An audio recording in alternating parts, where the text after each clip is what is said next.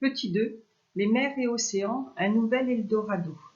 Donc Eldorado, c'est une expression pour dire que l'on va y trouver des trésors.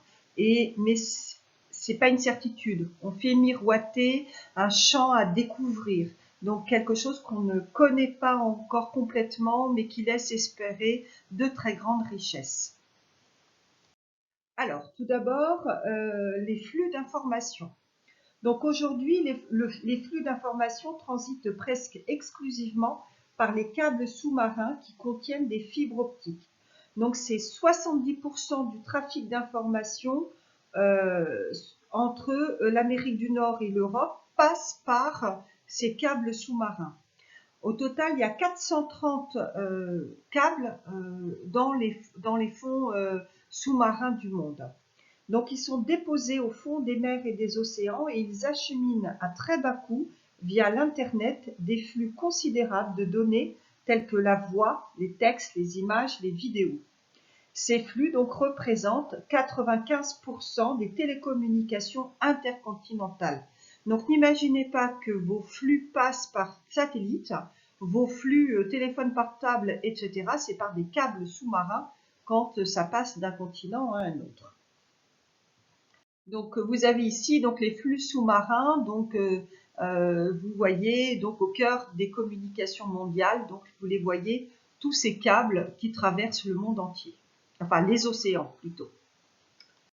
Aussi, les flux touristiques, donc les flux maritimes de personnes sont aussi très importants. Le marché de la croisière est en très forte croissance depuis les années 1980.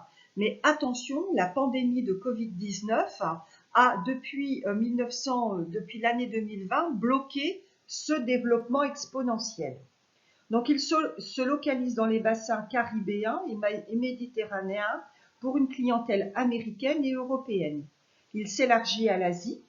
Donc l'industrie des croisières comme celui des marchandises est très concentrée autour d'un nombre limité de grandes compagnies de dimension mondiale telles que Carnival, Royal Caribbean ou MSC Croisières dont on voit des publicités de temps en temps à la télévision. Donc au départ on avait 30 millions de croisiéristes en 2019 contre seulement 19 millions en 2010 et 7 millions en 2000. Donc, les bassins de croisière, donc l'espace Caraïbes, Bermudes, c'est 37% de la clientèle. Méditerranée, c'est 19% de la clientèle. Et la mer Baltique, la mer du Nord, c'est 11% de la clientèle.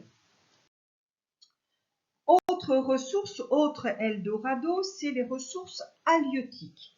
Donc, les ressources halieutiques, c'est ce dont on va se servir pour se nourrir. Donc, c'est pêche et aquaculture. Donc, vous voyez que les plus grandes zones de pêche, elles apparaissent sur votre carte de cette façon ici. Les principaux pays producteurs apparaissent donc en vert sur votre carte et les 10 premiers pays pour la pêche en mer, donc les captures, apparaissent en millions de tonnes par ces cercles sur votre carte encore. Donc, très ancienne, l'exploitation des ressources halieutiques a pris des dimensions industrielles. Donc, ces dernières permettent de nourrir plus de 1 milliard de personnes. Les flottes de pêche industrielles ratissent les mers et les océans du globe grâce à des innovations techniques, motorisation, radars sous-marins et des navires-usines, c'est-à-dire on pêche et on congèle tout de suite sur le bateau. Donc environ 80 millions de tonnes de poissons sont pêchés en mer chaque année. Donc les pays qui exploitent le plus les ressources halieutiques sont la Chine, vous le voyez ici, les États-Unis, ici, et l'Indonésie, donc ici. Donc principalement dans le Pacifique, c'est la grande zone de pêche, donc 50% de la pêche mondiale, et dans l'Atlantique, 20% de la pêche mondiale. Mais la pêche est une activité qui est menacée par la surpêche et l'épuisement des ressources liées à la surexploitation de la ressource. Donc ici, la durabilité, donc pêche soumise, zone soumise à la surpêche. vous le voyez, donc notamment dans l'océan Indien ou dans l'océan Pacifique et aussi dans cette partie de l'Atlantique. L'élevage industriel des poissons, coquillages et crustacés, donc l'aquaculture marine, donc connaît une forte croissance, 5% par an, donc 30 millions de tonnes.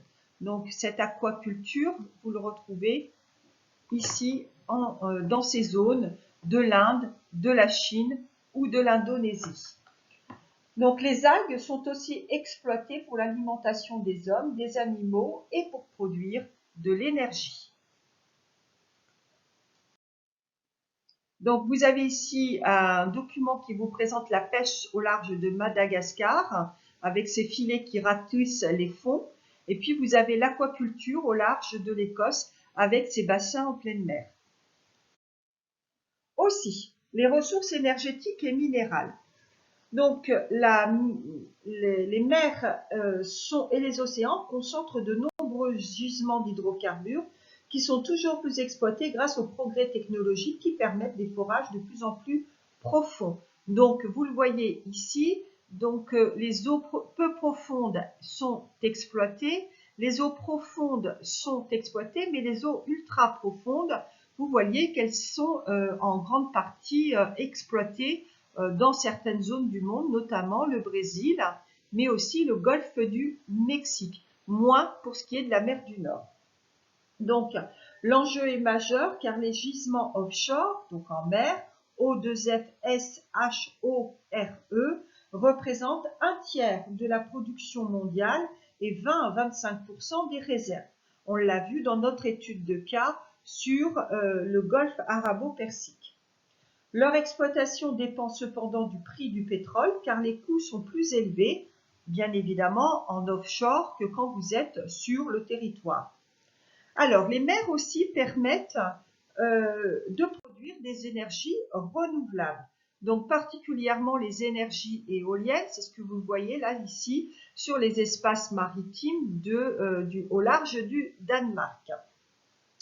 Alors, vous avez aussi des hydroliennes, donc on utilise les mouvements de la marée ou de la mer tout simplement. Alors, si les fonds océaniques abritent aussi des minerais en grande quantité, donc vous avez des modules polymétalliques, donc je vous conseille d'aller lire cette vidéo extrêmement intéressante du journal The Economist. C'est en anglais, mais c'est accessible. Je suis arrivée à tout comprendre. Donc, il reste peu exploitable. Le sable, en revanche, est une ressource très recherchée pour la construction et le développement d'activités littorales. Donc, c'est particulièrement exploité, le sable, donc, à Dubaï et en Chine.